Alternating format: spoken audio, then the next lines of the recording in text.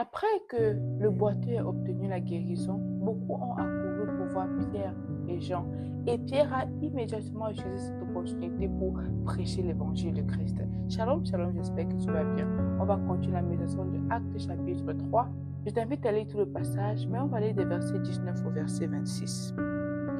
Il dit, répandez-vous donc et convertissez-vous pour que vos péchés soient effacés, afin que des temps de rafraîchissement viennent de la part du Seigneur et qu'il envoie celui qui vous a destiné, Jésus-Christ.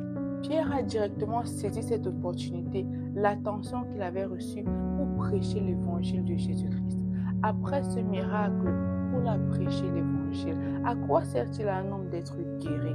À quoi sert-il à un homme d'être délivré s'il perd son âme? Le plus important, ce ne sont pas les miracles. Le plus important, c'est le salut. Dieu passe par les miracles pour montrer sa puissance. Mais au-delà de notre guérison, au-delà de notre élévation, au-delà de notre délivrance, le Seigneur veut que toi et moi, nous soyons sauvés.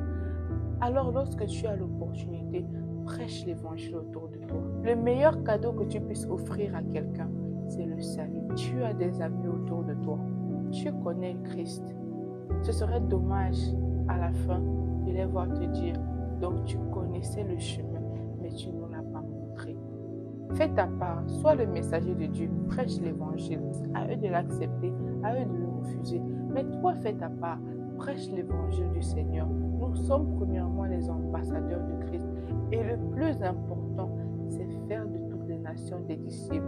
Ça, c'est la première mission que le Seigneur nous a donnée. Les guérisons, les délivrances, les miracles, les prodiges, tout cela, c'est la volonté de Dieu. Mais le Seigneur veut premièrement que nous prêchions l'évangile. Le Seigneur veut premièrement que nous tous, nous soyons sauvés. Sois béni. Shalom.